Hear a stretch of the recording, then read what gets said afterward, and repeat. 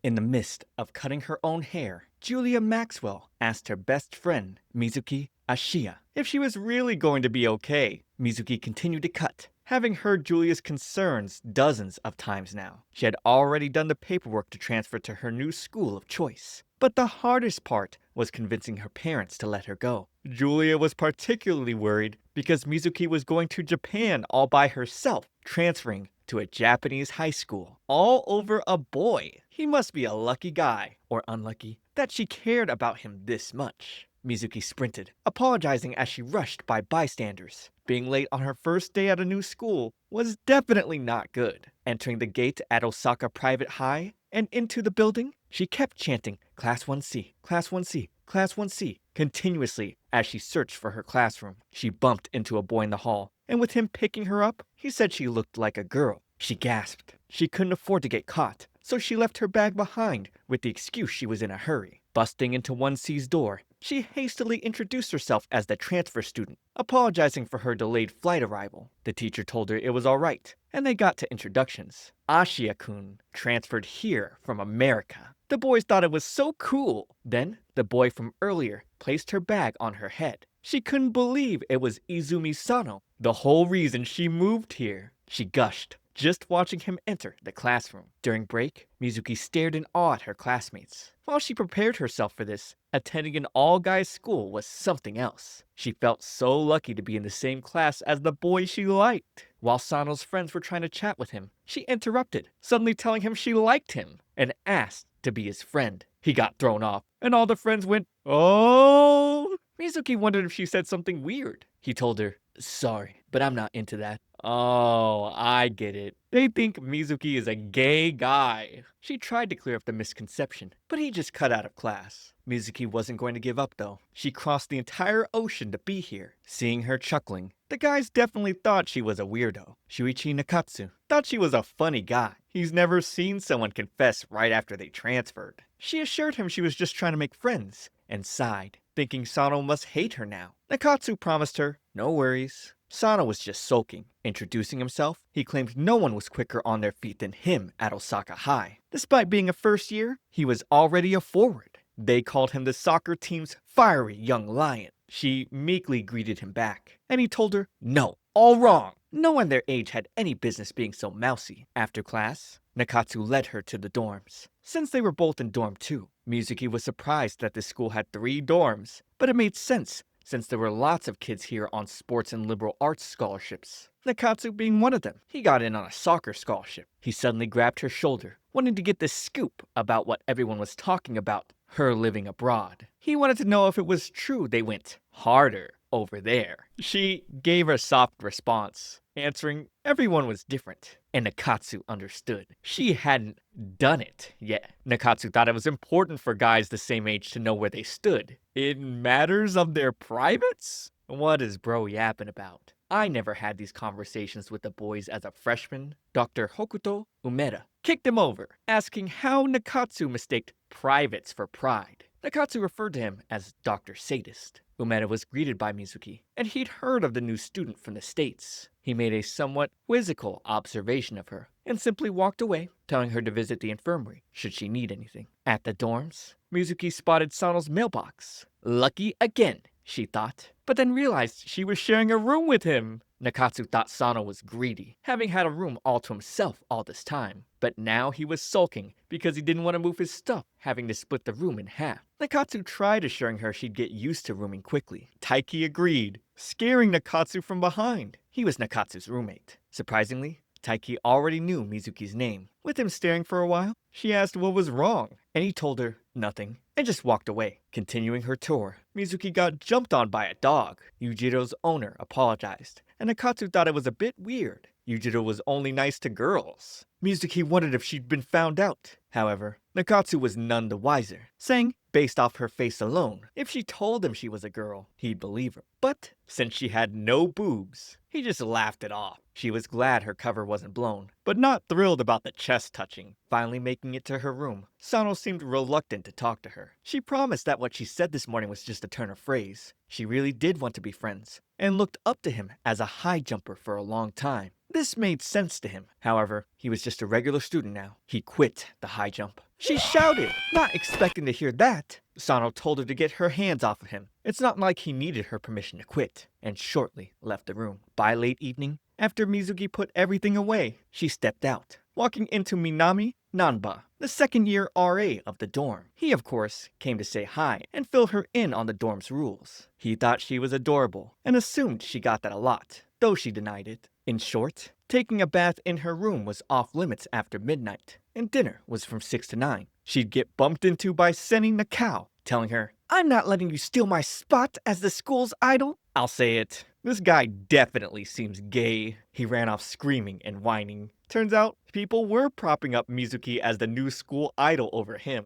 Other guys were even buying prints of her candid photos? What? I have never been to an all-guys school. Is that it? Are they just all gay? Nanba scolded the seller, telling him to stop taking pictures that violated people's privacy. Mizuki was starting to rethink her decision to come here. Nanba then asked Mizuki to let it slide. It's not like there was much else to do here. Nikatsu came by looking for her. He wanted to invite her for dinner and warned her about talking to Nanba, saying, "A doll like you could get pregnant just talking to the likes of him." Alright, yup, that's where this anime is going. Mizuki ended up stepping away outside, having caught a glimpse of Sano. She observed him up close. He looked like he was dozing so soundly. A tennis ball dropped. It was Yujiro, wanting to play. She tried to shush him and threw the ball so she could sit beside Sano. She poked his cheek, uttering she really did love seeing him do the high jump. She caught him before he could fall over and wake up, but he'd fall over again, this time onto her shoulder, and she'd blush. The happy dog would join in next, and Sano woke up, surprised he was on top of Mizuki. Luckily, she was able to put the blame on Yujiro and make the excuse that he looked like he was sleeping so peacefully. She figured she'd block the wind for him. This got Sano to chuckle. During PE, she pondered on why she didn't ask why he quit. She did her trial run, and the guys were totally impressed by her run time. The school was all talk about how the transfer student broke the school record for the 100-meter dash. Nikatsu felt some type of way. She was faster than him. Juso Hayato, the captain of the soccer team, would approach to invite her on the team. He wanted her as a forward. However, the track team wanted her too. And so did rugby, baseball, basketball. Every team captain wanted to recruit her, with her running even faster away from them. They were even more impressed. She got away by ducking outside of a window. She noticed some feet peeking from the bushes. It was Sano again. The guy really fell asleep anywhere. She got closer and closer to his face, almost kissing it, but stopped, hearing the captain still calling for her. She wondered what she was just trying to do. Sano woke up from all the racket, spotting Mizuki, and then the captain asking if he'd seen her. Sano told him the building elsewhere, but turning back over, Mizuki was already gone. She ran away because she couldn't look him in the eye. Nikatsu would call over to her to play with him. Simple rules. If she could make even one shot in the goal behind him, she won. She was reluctant at first, but took on his challenge, only to get knocked over and knocked out by him. Sano told Nikatsu to go get the doctor, and when he picked her up, he took notice of something. She'd wake up in the infirmary, where shortly, Sano would take Nikatsu out, and Dr. Umeda closed in on her, asking what a girl like her was doing at their school. Because he found out you didn't like the video and subscribe to my channel. Here, on My Shoujo Weekly, I'm covering all the newest anime in the shoujo genre. Looking for more? Check out my completed series playlist on the main channel. There's tons and tons of hour-plus long content that you can play and keep the bad thoughts away. So come on, hit that subscribe and I'll be your guy. While visiting her grandma in middle school, the TV blared as the announcer introduced the only first-year middle school student favored to win the high jump, Izumi Sano. Mizuki at first thought he wouldn't be so impressive, but she went flush. It turned out to be the first time she saw beauty in the way someone jumped. Turning back to the present, she had no idea what to do getting caught. Sano saved her by coming back into the room with her bag. Either way, the doctor was looking forward to their next meeting. Heading back, she started thinking about how someone must have carried her. Sano came to mind, making her blush, but she assured herself it was nothing romantic. Back inside her room, she noticed Sano was already knocked out. She began to contemplate on how to deal with the doctor. Whilst Sano was thinking about the moment he picked her up, he had no doubts, wondering if he really was the only one who's noticed. He couldn't make sense of it. On their way to class in the morning, Mizuki and Nakatsu noticed guys crowding around the bulletin outside. Mizuki jolted back, seeing a photo of Sano on top of her, with the headline, "Breaking! The new transfer student's a dangerous pretty boy." Seems like the usual photo guy was up to his usual antics. Sano quickly tore it down and tossed it into the trash. He scolded Wataru, telling him the next time he tried to pull some crap like that, he'd pay. Mizuki observed the whole scene, and Wataru seething after. She socked him in the face, basically telling him to stop. The doctor was quite impressed, and suddenly grabbed her by the wrist, telling her he didn't bite. He was apparently just checking on it, saying, "Good, I don't see any swelling." She pulled away, explaining she took self-defense. He thought, good again, and was still looking forward to hearing her answer soon. After school was out, she tried to walk home with Sano, but he left immediately. She knew it. He was avoiding her. She ended up going back with Nakatsu, who noticed she was quite glum. They both assumed it had to do with the tabloid this morning. Looking at her face, she sparkled in his eyes. He wondered why his heart was pounding. Mizuki would stop, spotting Sano talking to a girl. She suddenly pulled Nakatsu away. She would later talk directly to the panting dog. Her plan was to use Yujiro as an excuse. She was just taking him for a walk, while she spied on Sano. The girl, Rika, was begging Sano to jump again. She knew he was still passionate. This was all because of the accident. He denied it, but she knew the truth. If he hadn't protected her back then, that never would have happened to him. But he told her his leg was already fully healed, and that had nothing to do with it. Quitting the high jump was his decision. Yujiro suddenly barked and dragged Mizuki out in an embarrassing fashion. She went, "Gosh, Yujiro's been insisting on taking the strangest routes on these walks. He's such a handful. Goodbye." She had a somewhat sad look shortly after. She thought the two seemed like a couple. She had no idea he had gotten into an accident. She felt like she didn't know enough. She wanted to learn more about Sano. And he, of course, appeared overhead. Walking back together to get dinner, she nervously asked about the girl from before. She told him she was really cute. Rika was just a girl he knew from middle school, though. Mizuki was surprised to see that, despite Yujiro not liking guys, he liked Sano. It made sense, though,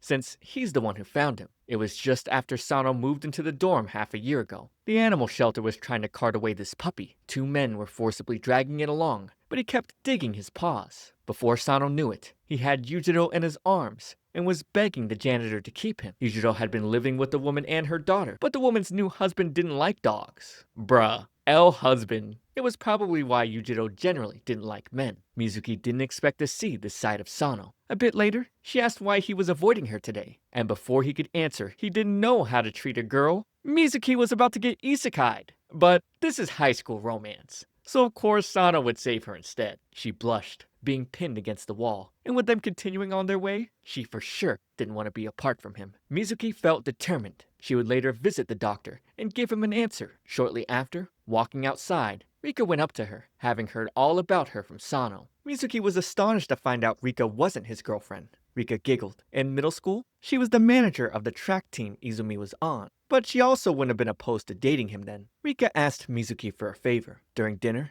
Mizuki told Sano Rika would be waiting for him beside the park tomorrow after school. He got annoyed. He was sick of everyone being worried about him. Nakatsu then came by, telling her not to mind Sano. He was the touchy type. She would then ask for some of his peach juice, and after she drank and left, he was blown away by the idea of an indirect kiss. His friend would steal it from him, unfortunately. The next day, Mizuki would find Sano staring at the high jumpers while taking Yujiro on a walk. She felt relieved. Sano told her he did end up chatting with Rika. Mizuki realized he didn't hate the high jump at all. While Mizuki showered that night, she thought back to where she told the doctor she came to this school because of a high jumper who inspired her to start track. She really grew to love it. She dreamed of doing the high jump with him one day and didn't care if Umeda bullied her. She wasn't going to drop out, no matter what. The doctor seemed bored, however, and told her if she was trying to get somewhere by seducing him, he would have expelled her in an instant. He told her to do whatever she wanted. She suddenly hugged him from behind, and he was ambivalent, thinking women were so annoying. She asked how he figured it out, but of course, she wasn't going to fool a doctor. Also, he's gay. Sano would suddenly walk in on her finishing her shower. He had her give him his watch, and wondered why she didn't just close the curtain. But she thought it was fine, since he only saw her back. That night, Nakatsu was stuck in bed, unable to sleep. Thinking back to when Sano told him Mizuki was in the shower, he wondered why the sound of a dude in the shower bothered him. He tried to stop his mind from imagining what her body looked like. He swore he liked women. Sano, Mizuki, and Nakatsu would come to class late. They looked like they barely got any sleep and were tagged the three baggy-eyed brothers. They couldn't even stay up during lectures. So, the teacher told them to come to his office after class. When they went, one of Nakatsu's friends wasn't surprised to see him. Nakatsu seemed worried. Mizuki bent close, asking if something was bothering him. As he looked down at her beautiful face, he ran out feeling embarrassed. While everyone else went to get lunch, Mizuki told him she was off to buy some bread. But really, she was suffering from the first day of Shark Week. She never rued being a girl as much as she did on this day. On her way out of the nurse's office, she thought about how Dr. Umeda finding out she was a girl actually helped her. Still, it left her a bit conflicted. She'd bump into Rika, who asked her to stay away from Sano. Rika had a feeling she was following him around. Before Mizuki could explain herself,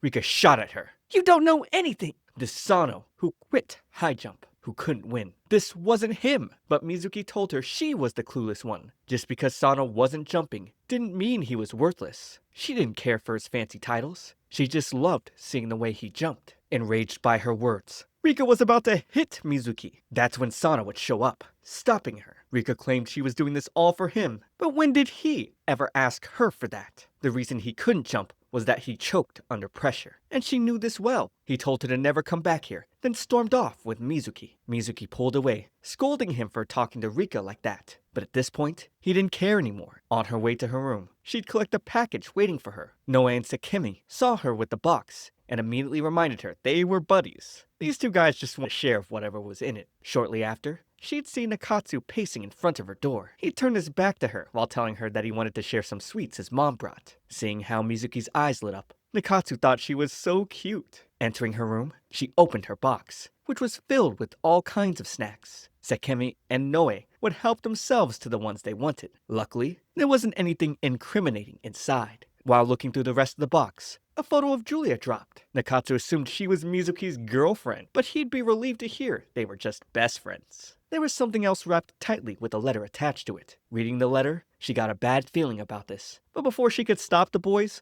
they tore the package open, revealing a dress. She played it off, claiming it was a silly joke from her brother. Sano then walked in, dropping his bag on the table and ignoring Mizuki. He'd quickly leave to take Yujiro on a walk. After a call with Julia cheering her up, Mizuki was determined to fix things with Sano. As soon as he got back, she tried to spark up conversation, but he barely replied to her before completely ignoring her again. She wouldn't let up though. She'd keep trying to talk to him at any chance she got. It had been 5 days since their fight. She tried everything, but nothing was working. Slowly, she was starting to lose hope. When Sano got back to the room, she tried striking her conversation again, but all she got were dry answers. Mizuki explained that this reminded her of newlyweds fighting. Sano was fed up. Pinning her back against the wall, he asked her if she knew why he even spoke to Rika like that. Did she ever think anything through? He then stormed out of the room. Nakatsu was thinking about how jealous he'd been when Sano walked past him. Sensing something wrong, he rushed into the room to meet Mizuki. Unable to hold it in any longer, Mizuki broke down in front of him,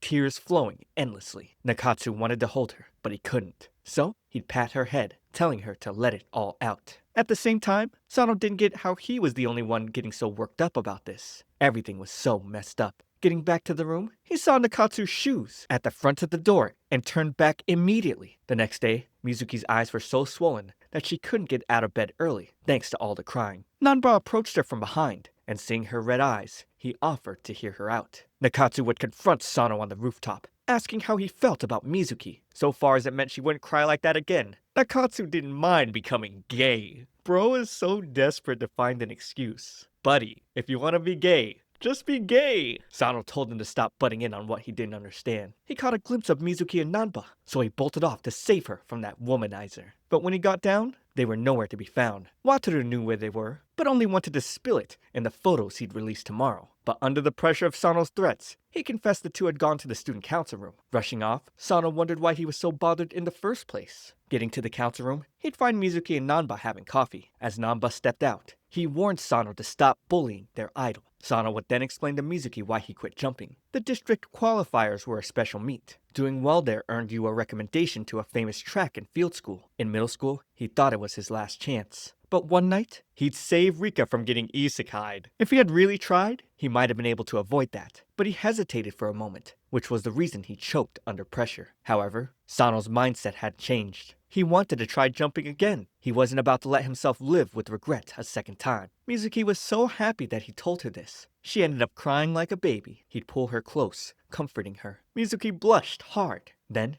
She asked what made him change his mind. He thought it was best to try and take it seriously. This made her question if he wasn't trying his best at jumping before. He'd walk away at the sound of the bell, thinking she was so dense. In the locker room after practice, Sano would see a towel and a bottle of water with a note saying, "Good work." He already knew who this was from. Entering his room, he handed Mizuki a bottle of juice, and she was happy to see that he noticed her little gesture. Then again, if it was weird for a dude to leave a towel out for another dude, was it more of a girly gesture? Meanwhile, he had no idea what to say to a girl, and she didn't know that he knew she was a girl already. So they both figured it was fine. Before he got out of the bathroom, she was already done dressing up. She was used to speed changing now and ready to head out. But he'd stop her, fixing up her messy hair like she was some little kid. In the cafeteria, he decided to order the same as her. Despite all that happened, Sano finally rejoined the track team. Now, Mizuki's dream of witnessing his heroic figure was on the verge of coming true. Turns out, everyone was having kitsune udon just like them. Noticing some guys excited about the upcoming softball match, Mizuki asked why the guys always got excited about sports. Noe yelled out that it was all because there were going to be girls in the crowd. Still, she didn't get it. He elaborated further that they were an all-boys school and barely got the chance to meet girls. So, a game against a co-ed school meant the chance to find someone. Sometimes, it even felt like the guys going to watch were more serious than the athletes. Back in class, Nakatsu was trying to pull himself together. He was blushing hard, overthinking how to talk to Mizuki, but he worked up the courage to ask her if she'd come cheer on their school during the soccer game. He was overjoyed, hearing her agree to come. Everyone else seemed confused by his behavior. The excitement got wiped off his face when Mizuki showed up with the rest of the guys. What did he expect? As the match started, he was determined to score shot after shot to show off his good side. After the match, Mizuki congratulated him on winning. With her cute charm, she said, "You were really cool out there." And this got him so thrilled, thinking she was the only one on his side. Kagarazaka would then approach Sano, hearing that he was back on the track team. They had once fought over the gold medal in high jump. He teased Sano, asking if he could jump now, or whether he'd get spooked and run again. Mizuki wasn't about to let that slide. She called him back, telling him that he was the only scared boy on the block now that Sano was back with the track team. Then, it clicked to her that she must have sounded girly right now. Luckily, he wasn't onto her. He didn't care much, but was looking forward to meeting Sano again, and the little Missy. Back in her room, Mizuki was pissed. Kagura was such a jerk. Still, she had never heard of him before. According to Sekime, he was so good that no one his age could beat his records. That was until Sano showed up 3 years ago. Since then, Kagura saw him as a rival. However, Sano didn't pay him any mind. Mizuki was so angry thinking about it, she couldn't even do her homework. Sano then let her know the shower was free to use. Looking back at her, he told her she looked like a monkey, and it was all because of that stunt she pulled. But he would thank her nonetheless. She thought he was so coy. Shortly after, they were staring at a box of lemons Kayashima's family sent. Even if they used the lemons for cooking and tea, they still wouldn't finish it all. The next day, Mizuki showed Nakatsu a way to use the lemons by trying them in a hot pot. While thinking about having a hot pot party, Kagura would meet her and ask where the track team practice was. He couldn't believe she was a guy and could have sworn she was a chick. She wasn't about to tell him anything, so he'd lift her onto his shoulder, forcing her to become his guide. Getting into the track field, Mizuki apologized to Sano, explaining that Kagura just grabbed her. Sano told Kagura to kindly put her down. He was upset, but Kagura didn't get why. Once Mizuki was put down, she slapped Kagura super hard. Before he could retaliate, Sano stopped him, asking him to back off. Asking to borrow Mizuki next time was the last straw. Sano grabbed his shirt, but Kagura did the same, vowing to crush him with everything he had. That was if he was even worth it in his current state. Mizuki wanted to talk back, but Sano shut her up. Why was he letting Kagura talk to him like that? She couldn't stand it. So, she yelled that the likes of him could never crush Sano, and he better remember that. Kagura wasn't fazed, until she called him a stumpy-legged kitsune. The last one got Sano giggling, though he tried to hold in his laughter. Even in the cafeteria, the thought of it still got him laughing. Later that evening, Mizuki went to check on Yujiro. Petting the dog, she told him about the first time she saw Sano on TV, and she was in awe. That was the first time she saw beauty in the way someone jumped. Right around then, she got into a fight with a friend in class. Every time Sano hit another personal best, she got into a little rush, feeling like she could try her hardest too. The friend from back then was her best friend now, and the one who made it possible by giving Mizuki the courage to talk to Sano Unbeknownst to her, he was close by, listening to everything she said. He'd walk up, asking her to come with him tomorrow, so he could show her his high jump. The next day, nothing but joy filled Mizuki. She could hardly believe she was about to see it with her own eyes. If only it were what she expected. Sano messed up the jump. He kept trying, but the results were the same, always hitting the bar. She begged him to stop. He felt pathetic. He couldn't even clear a mid-height jump like this. Her hands held his tightly. With her trembling voice, she promised he'd be able to jump perfectly again. He told her a guy in high school shouldn't be whimpering like this. She gave him this chance, a way forward for him, not running from his past. She was the one who showed him how to face the high jump again. So, he asked her to get it together. In the infirmary, Umeda explained to her that Sano was suffering from something mental. His body remembered the intense pain it experienced, and so it acted unconsciously on its own, trying to avoid it more. Suddenly, he'd come from behind the curtain in a ridiculous outfit, telling her it was dance time. They apparently loved the show he put on in it at his college reunion the other day. Changing back, he told her to stop overthinking. Everyone had obstacles that they themselves must overcome. It was then that they most needed someone who was waiting and ready to catch them. Mizuki didn't know if she could do that, so he told her to start with what she could. Thinking of how to cheer up Sano, she'd bump into Nakatsu, causing him to spill the items for the hot pot party tonight. Sekime then came in with drinks, and with the stove ready, they were all set. During the party, Mizuki poured a grape drink for Sano, where shortly after, he decided to step out. His head felt heavy. Something wasn't right. Mizuki would decide to go check on him, seeing that he hadn't returned yet. At the same time, Nanba came across the guys having the hot pot party, and his eyes caught the sight of the bottle of wine that had been uncorked. It seemed to be the gift meant for Umeda. Mizuki got into the room and noticed Sano's face was red. She wondered if he was sick. He'd lean in, causing her to back up against the cupboard. Still out of his sense, he'd suddenly kiss her. Flustered, Mizuki pushed back and punched Sano. Then, she'd run out of the room, panicking. Outside with Yujiro, tears poured down her face. She liked Sano so much, yet she wondered why she couldn't stop crying. The next day, Sano came to class with a black eye, unable to remember what even happened. Nakatsu felt he should have taken the day off, but Sano didn't want to. On the side, Mizuki couldn't help but feel nervous. She'd approach, handing him a handkerchief to cool down the bruise, all while avoiding his gaze. After that, she quickly left, knowing she was the one who gave him the black eye. During lunch break, he'd thank her for putting a blanket over him last night. The guilt eating her up was so much that she could barely talk to him before running again. She wondered if he really didn't remember anything from last night. As her mind flashed back to the kiss, she was flushed all over again. Namba then asked if someone made her cry. She tried to deny it, but he couldn't fool her with lies. Taking a seat, Mizuki told him that her head was having a hard time keeping up with an unexpected turn of events. He'd lean in close to her face, offering to cheer her up and make her forget about all her troubles, even give her some nice memories. That smooth talk would have worked, but she had to remind him she was a guy. Of course, he was only joking. He then let her know that a bottle of alcohol got mixed up with their drinks during the hot pot party. Realizing what caused Sano to kiss her, Mizuki was red all over again, but she lied to Nanba about knowing who drank from the bottle. He'd then give her a snack for keeping her, and unknown to them, Umeda was watching, as well as another pair of eyes. After class, Mizuki recalled her dad had a friend who started indiscriminately kissing people when drunk. She wondered if Sano was just like that. Opening her locker, thousands of thumbtacks poured out, and inside, an ominous letter read, "Kill you." Picking up a second piece of paper from the ground, it read, "Die." Sano would rip it up, claiming it was just a prank and telling her not to worry. On the other hand, Nakatsu was scared to the bone. This was obviously a threat. So, he proposed they walk home together. Mizuki insisted she was fine, and decided to head out alone. Since she was supposed to be a guy now, she couldn't be freaking out over things like this. Nakatsu would tell Sano that he was being a bit mean to Mizuki. Then, some members of the tennis team came looking for her. When they came asking Sano, he coldly told them to get lost, leaving Nakatsu wondering if he was really pissed off. In her room, Mizuki realized someone must hate her, but she couldn't figure out what she did to make them that angry. Rather than let it bother her, she didn't have time to get distracted.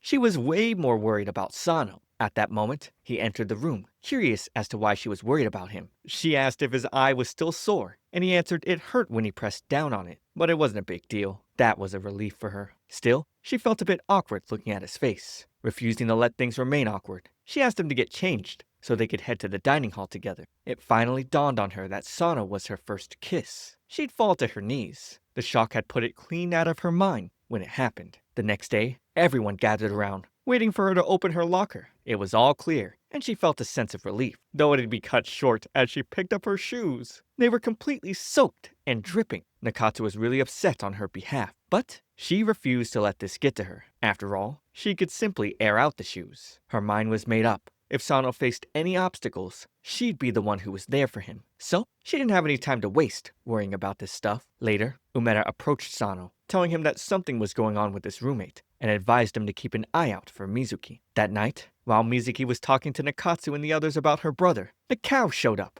calling it all stupid. He mocked her for being 16 and still bragging about her older brother, even claiming she was still breastfeeding, as if there were an age to stop having a cool older brother. Nakatsu wouldn't stand for it. He yelled at Nakao, demanding he apologize to Mizuki. That's when Nanba showed up, asking why they were yelling. He made it clear that he didn't like what Nakao was doing. Then, Nakao stormed off. After Nanba left, Noe speculated that Nakao might be the one bullying Mizuki. Sekime also agreed. After all, Nakao had lost a school idol vote to her once. Mizuki asked that they drop the whole thing. She felt these were just baseless accusations. The next day in class, her desk was painted boldly with the word moron. Trying to keep it together, she didn't want this to get to her, but she was finally fed up and ready to figure out who was behind this. Hiding behind a wall, she waited until the culprit approached her locker. Grabbing his hand, she couldn't believe her eyes. It was Nakao.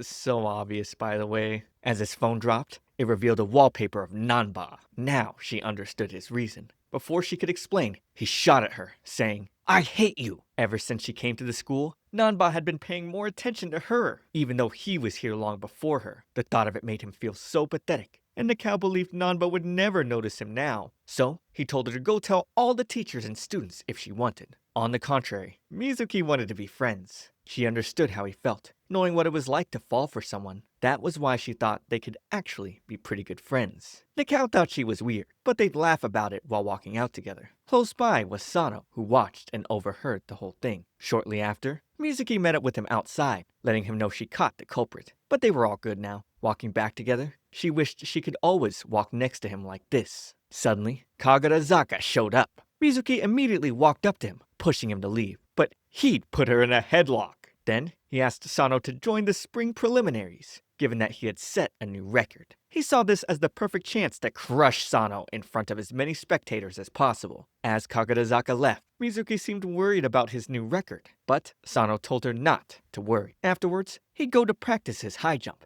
and she was thrilled to see him make the jump this time. On their way back, he asked if it wouldn't have been better for her to go home for the winter break. But she just got here, so she didn't see the need. Plus, if he was going to train, there was no way she'd miss not being with him. Two girls from Tokyo High School came by, giving Mizuki a present. Then, she recalled it was Valentine's Day, but it wasn't like the girl was asking her out. It was just a way to show gratitude for standing up to Kagarazaka. Though she felt conflicted, Mizuki accepted. The second girl gave hers to Sano. She had been a fan of his since middle school and was happy to see he was getting back on track. She also used this chance to ask him out, and seeing this, Mizuki felt a tightness in her chest. Although he declined the girl, the feeling in Mizuki's chest wasn't stopping. Later, she told Dr. Umeda what happened. He told her she was wet behind the ears and found it adorable. It wasn't like she could tell Sano she was a girl, hence her jealousy. She had no idea what to do about it. So, Umeda told her to simply reveal herself, but Mizuki couldn't possibly do that. She questioned if she wanted to stay by Sano's side.